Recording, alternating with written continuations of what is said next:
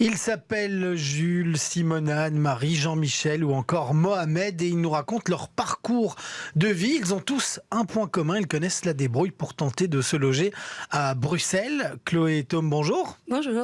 Alors vous les avez rencontrés, ces personnes. Vous êtes photographe et chargé de communication au RBDH, c'est le rassemblement bruxellois pour le droit à l'habitat. Une exposition itinérante est organisée sur le droit au logement, habité, et une expo qui est immersive ? Oui, tout à fait. Alors déjà, l'exposition s'appelle Habiter, titre provisoire. Ça fait partie du titre. Voilà, première J'ai eu un petite. doute. Voilà, c'est bien. Ça fait partie de l'idée d'un petit peu titiller les gens. Et donc, en effet, je travaille pour le Rassemblement bruxellois pour le droit à l'habitat, qui est un rassemblement d'une 60aine d'assauts qui travaillent dans le droit au logement sur le terrain. Notre travail, entre autres, c'est de sensibiliser le grand public à ces problématiques-là. Et l'idée de produire cette exposition, elle est vraiment partie d'un double constat. C'est que d'un côté, se loger correctement à Bruxelles, ça concerne de plus en plus de gens. On a des loyers de plus en plus chers, on a une flambée des coûts de l'énergie, tout ce qui est marché acquisitif, locatif, c'est complètement dingue. Et paradoxalement, il y a peu de gens, enfin en fait le droit au logement est principalement investi par les personnes qui travaillent dans ce secteur-là, par les militants, militantes et par les quelques politiques, mais très peu par le grand public. Et une de nos missions au RBDH, c'est aussi de rappeler que ce droit à l'accès à un logement abordable et décent, il fait partie il est inscrit à notre Constitution à l'article 23. C'est un droit fondamental au même titre que le droit à l'éducation ou à la santé, et on l'oublie souvent. Mais pourquoi est-ce que les gens investissent moins ce droit? C'était aussi un des questionnements. On se rend compte que nos analyses, nos études, elles sont parfois pas très accessibles, peut-être parfois un peu indigestes. Et l'idée ici, c'était d'humaniser ces statistiques, d'humaniser ces analyses pour que un plus grand nombre de personnes s'en emparent. Et c'est vous justement qui avez été chargé d'humaniser cette question-là en allant à la rencontre de personnes qui habitent de façon totalement différente. C'est pas uniquement le sans-abrisme, on en parlera. Donc il y a des tas de choses différentes dans le droit au logement et les difficultés de se loger. Et donc l'exposition finalement c'est quoi? C'est un portrait photographique qui s'accompagne d'un témoignage sonore. Et c'est ça que le visiteur ou la visiteuse est appelé à regarder et écouter. Oui, exactement. Donc en fait, l'idée c'était on n'est pas du tout exhaustif avec les 7 situations qui sont présentées. Il y a des situations très difficiles, d'autres qui sont pas forcément positives, mais qui sont une réponse à la difficulté à se loger, comme par exemple la colocation ou l'habitat groupé. On sait qu'il y a de plus en plus de gens qui en fait coloquent avec un travail à temps plein, mais parce qu'en fait ils n'arrivent plus à se loger seuls. Parfois c'est des choix, parfois ça l'est moins. Et donc l'idée c'était d'avoir comme ça 7 situations différentes pour incarner ces statistiques, ces données. Et effectivement, du coup, il y a à chaque fois un portrait photo qui est accompagné d'un portrait sonore.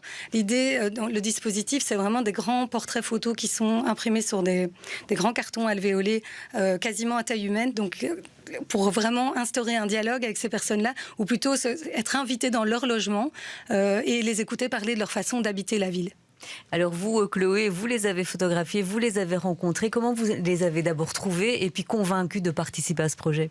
Oui, c'est une bonne question. Du coup, comme on travaille avec beaucoup d'associations de terrain, en fait, tout simplement avec les membres du RBDH, pendant plusieurs semaines, moi, j'en ai parlé avec les personnes qui gravitent un peu autour du RBDH au cours des assemblées générales ou autres. Et donc, j'ai très vite pu rencontrer des gens qui étaient d'accord de parler. C'est vrai que c'était pas toujours évident. On va dans l'intime quand même. Tout à fait. Et en plus, il y a quand même des grandes photos, ils s'écoutent partout. Et puis peut-être qu'ils se rendaient pas compte que ça allait aussi un petit peu se balader. Alors évidemment, je les ai bien prévenus, mais que ça allait prendre cette ampleur-là. Et j'en suis ravie parce que j'ai aussi beaucoup de retours très positifs du public qui a déjà commencé à voir l'exposition, mais aussi de lieux qui accueillent et qui en fait sont ravis d'avoir cette accroche, d'avoir un support un peu différent, peut-être un peu moins dramatique que ce qu'on a l'habitude d'entendre ou de voir. Et là, on a vraiment un accès et une lecture un peu plus intuitive, un peu plus émotionnelle. Et je veux vous préciser que l'expo s'accompagne d'un catalogue qui reprend dans je dirais une deuxième lecture, des contextes politiques qui permettent d'aller un peu plus loin. Sur chaque thématique, on a justement vulgarisé les thématiques pour qu'elles soient accessibles à tous et toutes. Et on a à chaque fois une série de liens, de références pour pouvoir vraiment développer ça. Et j'espère que de plus en plus de gens vont se sentir aussi concernés, ou soit se retrouver dans les portraits, soit s'interroger sur le fait qu'effectivement, c'est pas une fatalité, qu'on a l'habitude de se dire c'est l'évolution normale des villes, Londres, Paris, c'est pire. En fait, on est aussi en mesure de changer les choses avec les élections qui arrivent. L'idée, c'est d'abord mieux comprendre pour pouvoir exercer ses droits. Alors évidemment, on a envie de voir et d'entendre ce que cela donne. Alors on va proposer quelques extraits. Et le premier portrait, c'est Simona. Elle habite dans un logement insalubre et ça fait 2 ans qu'elle cherche à déménager, à trouver un nouveau logement. Et quand les propriétaires apprennent qu'elle est roumaine, on lui dit toujours qu'on va la rappeler et puis finalement, on la rappelle jamais. On va entendre un extrait de son témoignage. J'ai besoin d'avoir les de l'eau chaude et le chauffage. C'est pour ça que j'ai besoin. Parce qu'ici, je vais mourir de froid. Ça fait le mois d'octobre, il n'y en a pas de l'eau chaude, il n'y en a pas rien du tout ici en fait. Et comme pluie, il y a beaucoup de l'eau qui... Ici, c'est le fenêtre cassé. Quand j'ai fait la visite ici, le monsieur m'a dit « Madame, si vous voulez, regardez, c'est ça les maisons. Après, je vous régler les chauffages, je vous régler les doulours chauds, peut-être j'ai réglé quelque chose, je fais la fenêtre, tout ça. Mais ça fait 1 an et je ne sais pas, 1 mois comme ça, qu'elle ne vient pas pour faire rien du tout. Voilà, c'est à travers ce témoignage, c'est les logements insalubres et c'est un des chapitres alors, que vous abordez par la suite. Ce sont ces personnes qui sont obligées de vivre dans des habitations qui sont insalubres parce que les propriétaires, en général, ne veulent pas d'eux comme locataires. Oui, c'est ça.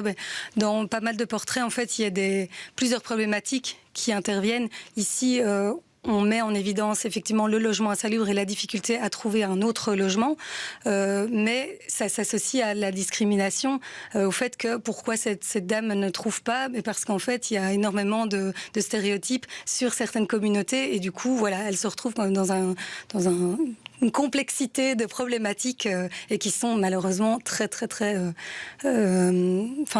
courantes à Bruxelles et dans plein d'autres villes. Et oui, non, c'est ça, tout à fait. Oui. Et donc, vous parliez tout à l'heure de la colocation. On a aussi un autre portrait, c'est celui d'Anne-Marie. C'est Sophie en colocation Non, je voulais dire alors l'habitat groupé. Oui, tout à fait. Anne-Marie qui, elle, vit en habitat groupé et elle a cherché des solutions pour se loger à Bruxelles, d'abord avec ses enfants, puis étant seule maintenant, et elle a une maigre pension. Et c'est tout ce qu'elle a trouvé, finalement, c'est l'habitat groupé. Mais bon, il n'y a pas que, justement, du misérabilisme dans ce que vous proposez, parce que... voilà, elle y trouve son compte aussi, elle y trouve des choses intéressantes. On va écouter son témoignage.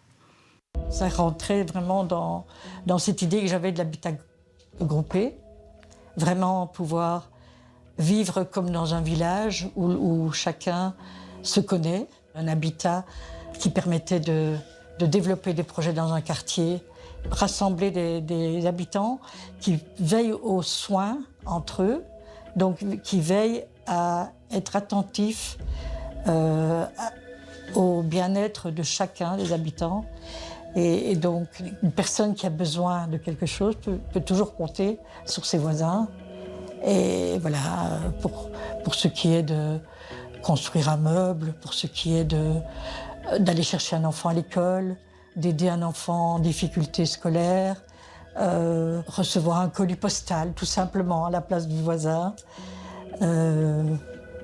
Voilà, préparer un repas ensemble et se partager un repas.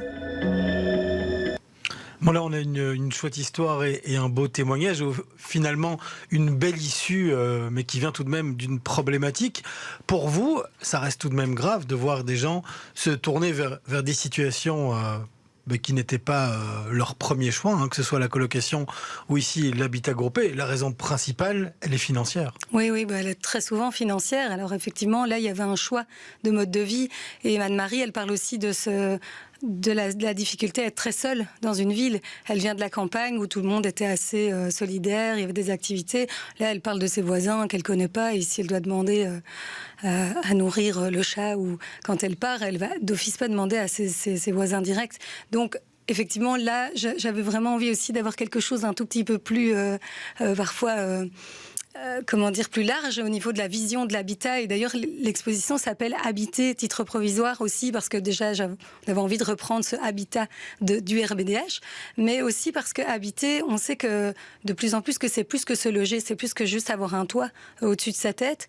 Et d'ailleurs, on l'a mis dans l'introduction du catalogue, et je vous le lis, habiter, c'est plus que se loger, c'est s'approprier un espace à soi qui offre tranquillité et sécurité, c'est exister et prendre une place dans la société.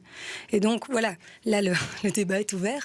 Mais c'était vraiment cette idée-là, c'est d'aller peut-être encore plus loin que les thématiques en particulier. C'est des portes qui s'ouvrent, et c'est des façons parfois aussi de réaliser des situations. Je pense qu'il y a énormément de gens qui sont aussi pas conscients à quel point... de plus en plus de personnes à Bruxelles et partout en Europe, d'ailleurs on a l'occasion d'en parler après, sont vraiment confrontés à cette difficulté à se loger. Et on a tendance à se cacher aussi, je crois, derrière des chiffres et des statistiques. On sait qu'il y a plus de 5000 personnes en rue. En fait, on l'entend depuis tellement de temps qu'on se dit, bah oui, c'est comme ça. Mais en fait, là, c'est Jean-Michel qui explique, non, c'est hyper dur la vie en rue. Et en fait, il y a des solutions structurelles. Il y a moyen aussi de poser des actes.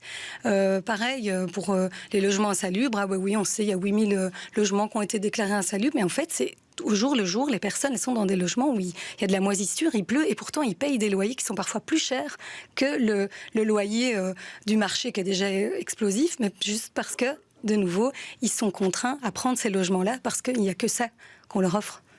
Mais c'était intéressant ce que vous disiez sur le fait d'habiter, c'est aussi prendre sa place dans la société, parce qu'on a le cas de Manon, qui elle est squatteuse depuis plus de 7 ans, donc c'est une jeune squatteuse. Alors on peut dire que c'est aussi un engagement de sa part, mais c'est pas que un engagement, c'est aussi un peu contrainte et forcée parce qu'elle n'a pas d'autre solution.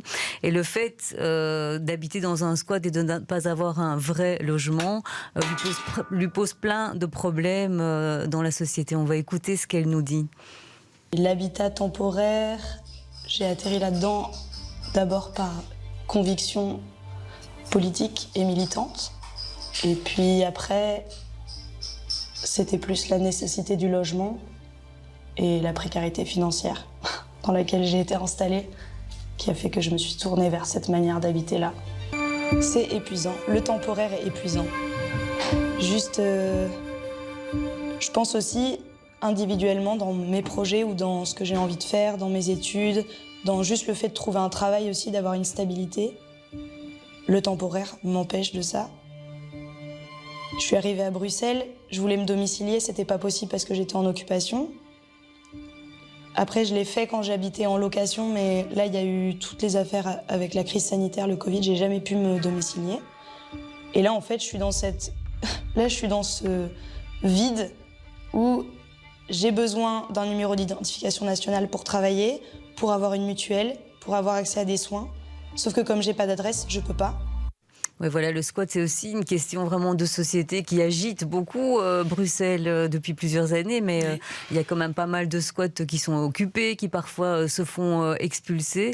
Donc, que préconise le RBDH par rapport à tous ces squats? D'essayer de leur trouver quand même des statuts, au moins qui fassent en sorte que les gens qui occupent ces endroits, ils aient une adresse, ils aient une existence légale.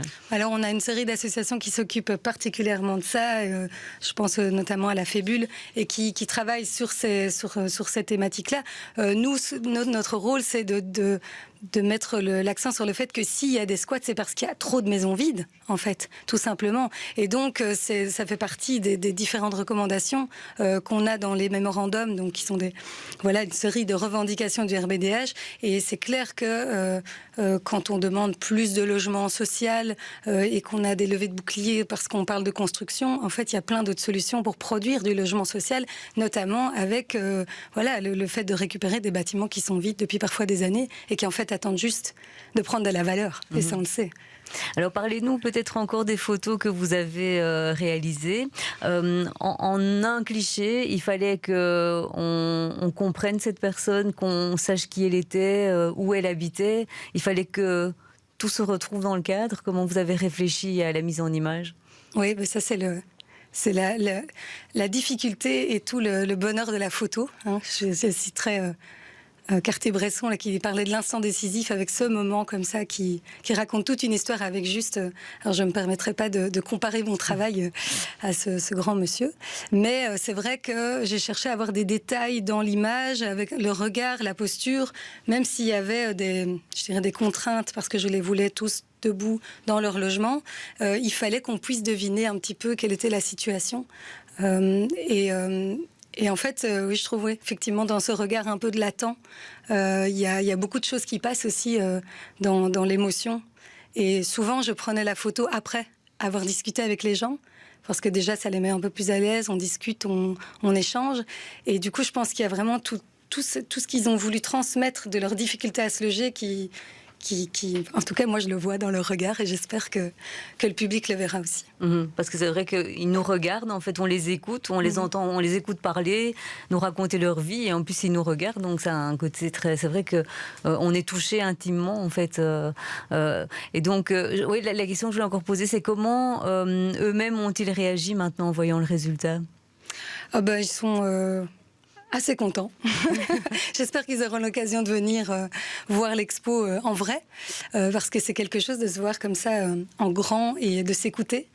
Mais donc oui, et en fait, je pense qu'ils étaient aussi ravis de témoigner, parce qu'on sait qu'on manque de gens qui témoignent et qui justement humanisent beaucoup de données qu'on entend souvent, mais de nouveau, c'est de vraiment incarner ces problématiques. Alors c'est une exposition itinérante qui sera bientôt, donc à partir du 26 mars à la place du Jeu de Bâle jusqu'au 2 avril et puis après on peut trouver les différents lieux où l'expo sera visible sur votre site internet du RBDH, mais on peut peut-être juste dire que le 26 mars c'est une journée un peu particulière. Tout à fait. C'est pas pour rien qu'on a lancé l'expo au mois de mars, qui correspond à la fin des trêves hivernales un peu partout. Et en fait, pour la 4e année, la Belgique a répondu à l'appel européen de la Coalition européenne pour le droit au logement et à la ville, qui est donc une grande journée de mobilisation européenne autour du droit au logement. Il y a près de 90 villes et villages qui vont participer aux actions. Et donc, ça se graine un peu au fil de la semaine, là, cette semaine, et avec samedi, dimanche, les manifestations dans les villes. Il y a plusieurs villes en Belgique qui participent, en Flandre, en Wallonie, avec un rassemblement à Comte de Flandre à 15h ce dimanche. Et on marchera effectivement jusqu'à la place du Jeu de Bâle, où il y aura des prises de parole, de la musique. C'est festif. L'idée, c'est que c'est bien la seule journée où on ne parle pas aux politiques, mais qu'on parle à toutes les autres personnes, et d'essayer que tout le monde se rende compte qu'on est acteur, actrice de ce droit au logement, et que les élections arrivent et qu'on peut faire quelque chose. Et donc là, on se réjouit, on participe, on partage, et surtout, on trouve des solutions et de l'énergie pour continuer à se battre. Merci beaucoup, Chloé Thom, d'être venue nous raconter toutes ces rencontres que vous avez pu réaliser dans le cadre de cette exposition immersive qui s'appelle Habiter, titre provisoire. Merci beaucoup.